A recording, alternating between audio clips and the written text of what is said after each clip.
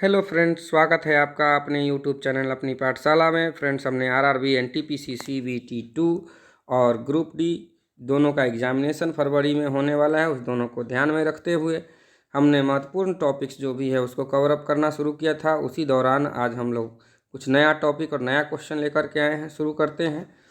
तो पहला जो क्वेश्चन है कि भारत के राष्ट्रपिता कौन है, तो ये महात्मा गांधी है। सबसे पहले पूछता है कि राष्ट्रपिता की उपाधि महात्मा गांधी को किसने दिया, तो रविंद्रनाथ टैगोर ने। और महात्मा गांधी में महात्मा जो है उनका तो पूरा नाम था मोहनदास करमचंद गांधी। तो महात्मा जो है वो भी उपाधि किसी ने दिया। वो किसने दिया, तो महात्मा की उपाधि जो है वो सुभाष चंद्र बोस ने दिया। और राष्ट्रपिता की उपाधि जो है वो किसने दिया है, तो वो रविन्द्रनाथ टैगोर ने। जब रविन्द्रनाथ टैगोर ने राष्ट्रपति की उपाधि दिया तो उसी तरह से रविन्द्रनाथ टैगोर को भी महात्मा गांधी ने एक उपाधि दी, गुरुदेव की। गुरुदेव की उपाधि रविन्द्रनाथ को किसने दिया पूछता है, तो वो महात्मा गांधी के द्वारा दिया गया है। अब एक और महात्मा गांधी की बात हो रही है, तो महात्मा गांधी के राजनीतिक गुरु जो थे वो गोपाल कृष्ण गोखले थे। और गोपाल कृष्ण गोखले के जो आध्यात्मिक एवं राजनीतिक गुरु थे वो कौन थे, एमजी रानाडे। तो इतना क्वेश्चन इससे हो गया। चलिए अगला करते हैं कि आधुनिक भारत के पिता किसको कहा जाता है या जनक। आधुनिक भारत के पिता या जनक किसको कहा जाता है, तो राजा राम मोहन राय। राजा राम मोहन राय ने 19वीं शताब्दी के भारतीय पुनर्जागरण का पिता कहा जाता है। 19वीं शताब्दी के भारतीय पुनर्जागरण का पिता किसे कहा जाता है, राजा राम मोहन राय को कहा जाता है। चलिए अगले प्रश्न की ओर चलते हैं कि अगले प्रश्न में है कि भारतीय लोकतंत्र के पिता कौन है। भारतीय लोकतंत्र के पिता कौन है, ठीक है, भाषाई लोकतंत्र के पिता कौन है, भाषाई तो पोटी श्री रामलू। तो क्या है कि भाषा के आधार पर राज्यों का पुनर्गठन उचित है या नहीं, इसके लिए जो है ना संविधान सभा ने सबसे पहले, संविधान सभा के अध्यक्ष डॉक्टर राजेंद्र प्रसाद ने एक आयोग बनाया जिसमें 4 सदस्य थे। और उस आयोग का नाम जो है ना धर आयोग था। क्योंकि इसके अध्यक्ष जो थे वो धर ही थे। चलिए उसके बाद क्या हुआ, जब 4 सदस्यीय जो धर आयोग था उसने दिया कि भाषा के आधार पर राज्यों का पुनर्गठन नहीं होना चाहिए, मतलब विरोध कर दिया। फिर क्या हुआ कि इस निर्णयों की जांच के लिए कांग्रेस की कार्य समिति ने एक समिति बनाई जिसका नाम था JVP। इसमें 3 सदस्य थे, जवाहरलाल नेहरू, ठीक है,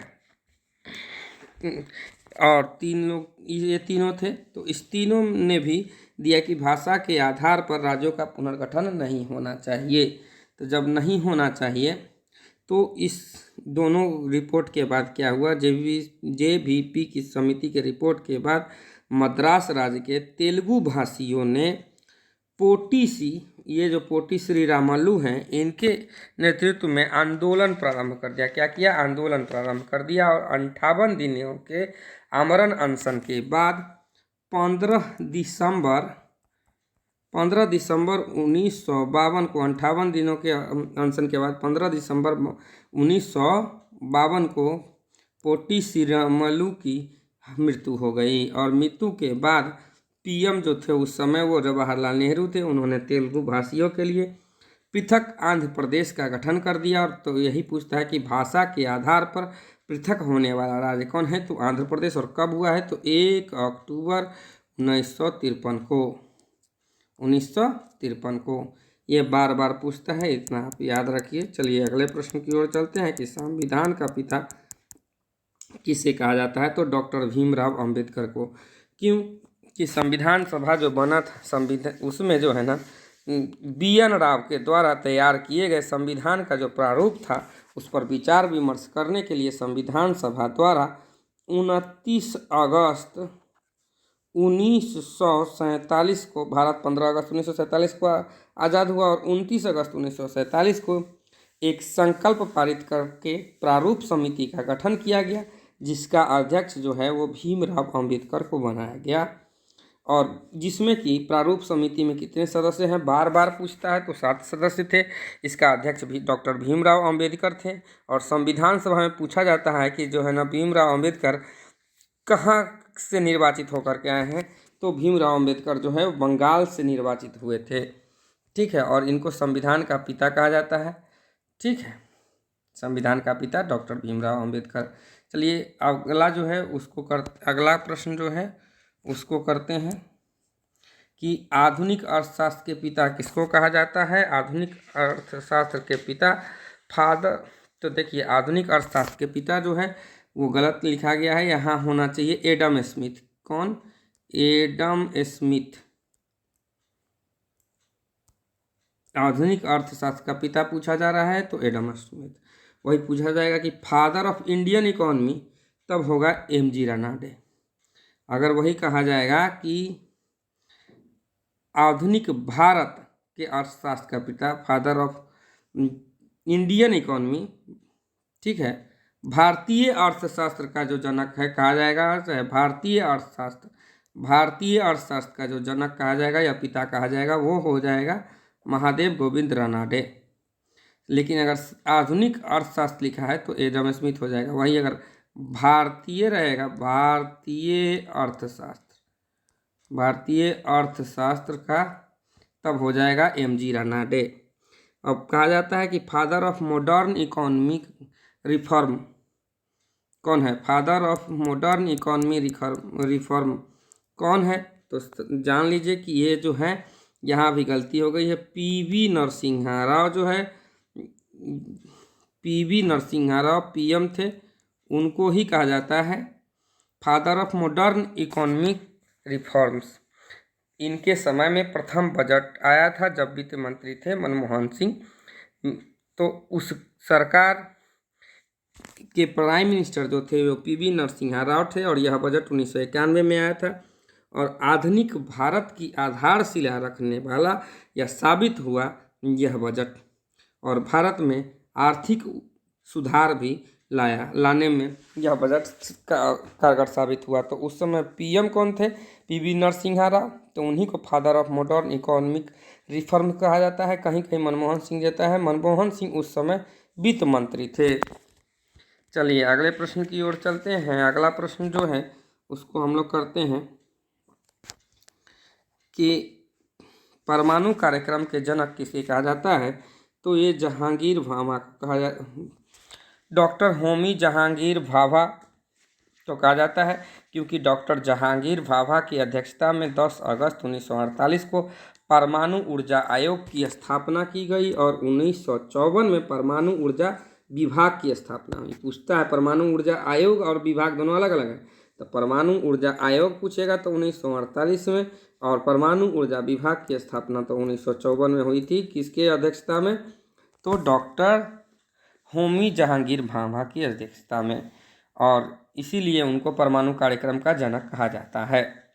अब अगला है कि स्पेस प्रोग्राम का जनक किसे कहा जाता है। तो स्पेस प्रोग्राम का जनक जो है वो विक्रम साराभाई को कहा जाता है, क्योंकि भारतीय राष्ट्रीय अंतरिक्ष अनुसंधान समिति का गठन 1962 में प्रसिद्ध अंतरिक्ष वैज्ञानिक डॉक्टर विक्रम साराभाई, जो कि भारतीय अंतरिक्ष कार्यक्रम के जनक कहे जाते हैं, की अध्यक्षता में किया गया।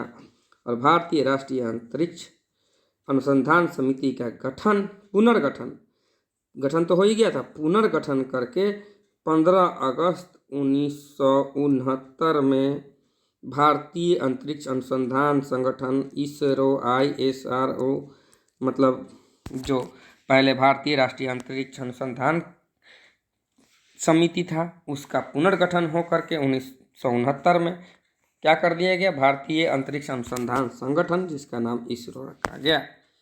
तो स्पेस प्रोग्राम का जनक जो है विक्रम साराभाई को कहा जाता है। चलिए अगले प्रश्न की ओर चलते हैं कि मिसाइल मैन के नाम से कौन प्रसिद्ध है। तो डॉक्टर APJ अब्दुल कलाम को मिसाइल मैन कहा जाता है। मिसाइल मैन क्यों कहा जाता है? क्योंकि APJ अब्दुल कलाम का, पहले उनके बारे में पूरा जानकारी लेते हैं कि APJ अब्दुल कलाम का पूरा नाम जो कभी पूछ सकता है कि अबुल पाकिर जैनुलाब्दीन अब्दुल कलाम था। अबुल पाकिर जैनुलाब्दीन अब्दुल कलाम था। अब्दुल कलाम का जन्म 15 अक्टूबर 1931 को रामेश्वरम में हुआ।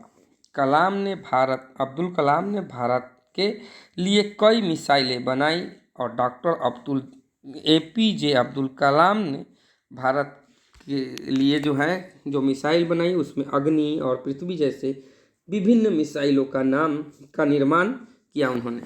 अग्नि है, उसमें पृथ्वी है, ऐसे कई मिसाइलों का निर्माण किया उन्होंने, जिस कारण उन्हें मिसाइल मैन के नाम से जाना जाता है। अब है कि कॉमिक बुक्स के जनक किसे कहा जाता है, तो यहाँ भी गलती हो गई है, अनंत पाई नहीं होगा, यहाँ होना चाहिए स्टेनली। कौन होना चाहिए? कॉमिक्स बुक के जो जनक हैं वो क्या है? स्टेनली जो है वो कॉमिक्स बुक्स के जनक हैं। ठीक है, और चलिए अब जो है अगला जो करते हैं, अगले में आइए। अब है अगला में हम लोग आते हैं कि सिनेमा जगत के जनक किसको कहा जाता है? दादा साहब फाल्के को कहा जाता है। और उनके जन्मदिन पर हम लोग जो है ना दादा साहब फाल्के पुरस्कार मनाना शुरू कर दिए। तो अब सर्वश्रेष्ठ फिल्म और ये सब का पुरस्कार जो है दादा साहब फाल्के पुरस्कार के रूप में हर वर्ष जो है ना मनाया जाता है। सर्वश्रेष्ठ अभिनेता, अभिनेत्री ये सब भी दिया जाता है, तो दादा साहब फाल्के पुरस्कार भी वितरित किया जाता है। उसके बाद किसान आंदोलन के जनक कौन है? तो किसान आंदोलन जो है उसके बारे में भी आपको जानकारी दे दें। किसान आंदोलन के आंदोलन के जनक कौन है? तो MG रंगा है, जिनको हम लोग गोगिनेनी रंगा नायकुल कहते हैं। इनका पूरा नाम जो है वो क्या है? गोगिनेनी रंगा नायकुल। इनका जन्म 7 नवंबर 1900 में हुआ और 9 जून 1995 तक रहे। यह किसान दर्शन के प्रवक्ता थे और भारतीय किसान आंदोलन के पिता इन्हें माना जाता है। भारतीय किसान आंदोलन के पिता किसे जाना जाता है? तो NG रंगा को जाना जाता है। तो आपको अगर ये वीडियो यूजफुल लगा हो तो ज़्यादा से ज़्यादा लोगों के साथ शेयर करिए, और इसी तरह के और भी महत्वपूर्ण वीडियो देखने के लिए, महत्वपूर्ण जानकारी के लिए इस वीडियो को लाइक करिए, चैनल को सब्सक्राइब करिए, ज़्यादा से ज़्यादा लोगों के साथ शेयर कीजिए। और आपके लाइक करने से हम में हौसला बढ़ता है कि हम और ज़्यादा से ज़्यादा मेहनत करके और अच्छा से अच्छा वीडियो बनाएं। धन्यवाद।